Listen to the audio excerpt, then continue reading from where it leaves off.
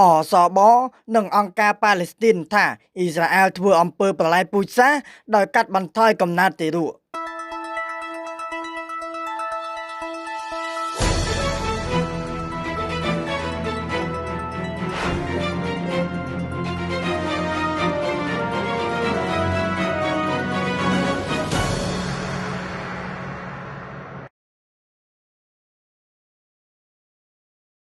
អ៊ីស្រាអែលកំពុងតែធ្វើអំពើប្រល័យពូជសាសន៍ទៅលើប្រជាជនប៉ាឡេស្ទីននៅតំបន់កាហ្សាតាមរយៈការប្រើវិធីរារាំងមិនឲ្យអ្នករស់នៅតំបន់កាហ្សាអាចមានកូននេះគឺជាការអាងសន្និដ្ឋានរបស់អង្គការក្រៅរដ្ឋាភិបាលប៉ាឡេស្ទីនមួយនិងក្រុមអ្នកជំនាញមួយក្រុមនៃអង្គការសហប្រជាជាតិដែលបានចេញផ្សាយរបាយការណ៍កាលពីថ្ងៃទី29មេសាដោយឡែកអ៊ីស្រាអែលបានបរិហាររបាយការណ៍នេះថាជារបាយការណ៍បែបស្អប់ខ្ពើមមកលើប្រជាជនជ្វីសអ៊ីស្រាអែលស្ត្រីបុគ្គលិកអង្គការគ្រូពេទ្យគ្មានព្រំដែនថ្លឹងទីរួចប៉ាឡេស្ទីននៅគ្លីនិកមួយជិតទីក្រុងភាគខាងត្បូងតំបន់កាហ្សានៅថ្ងៃទី29មេសា2025អ្នកទទួលខុសត្រូវម្នាក់ដោយមិនបញ្ចេញឈ្មោះនៃអង្គការប៉ាឡេស្ទីនបានអះអាងថាអ៊ីស្រាអែលកំពុងធ្វើឲ្យប្រជាជននៅតំបន់កាហ្សា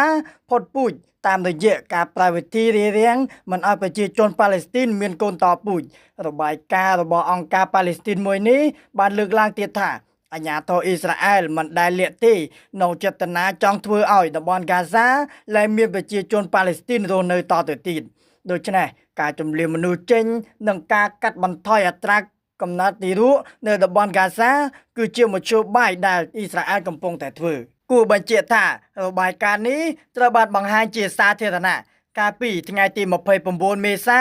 នៅទីក្រុងរ៉ាម៉ាឡា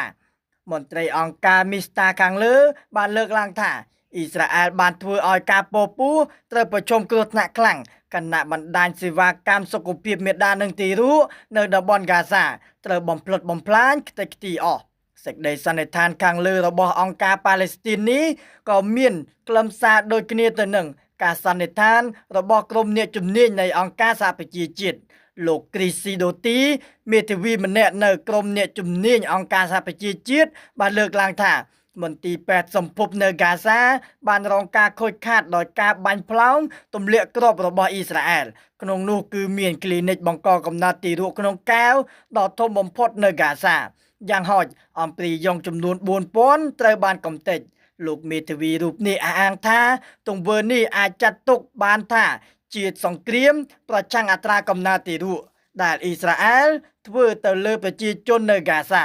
លោកគ្រីស៊ីដូទីអះអាងទៀតថាមានករណីទារុណកម្មជាច្រើនបង្កឡើងដោយភាគីអ៊ីស្រាអែលដែលមានលក្ខណៈជាការបៀតបៀនផ្លូវភេទការគំរាមផ្លូវភេទផ្សេងទៀត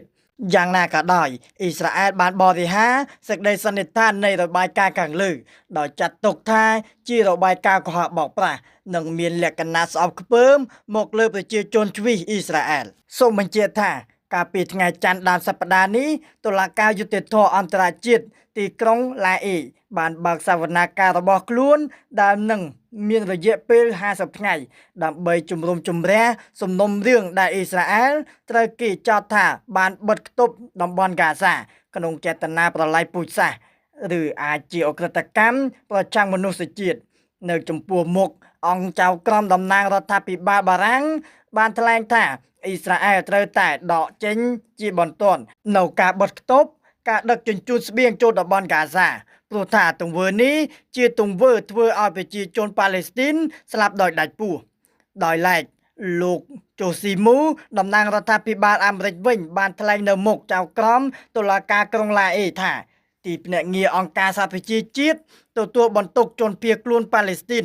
បានធ្វើសកម្មភាពលំអៀងទៅខាងក្រុមភារវកម្មហាម៉ាស់ព្រោះទីភ្នាក់ងារនេះបានអនុញ្ញាតឲ្យក្រុមហាម៉ាស់យកទីតាំងខ្លួនប្រើជាកន្លែងលាក់ខ្លួននិងជាទីតាំងស្តុកអាវុធជាដើមមន្ត្រីអាមេរិករូបនេះអះអាងទៀតថាអង្គការនេះមិនមែនជាជំរឿតែមួយគត់ក្នុងការចាត់ចែងបែងចែកស្បៀងអាហារនិងជំនួយមនុស្សធម៌នៅតំបន់កាហ្សានោះឡើយ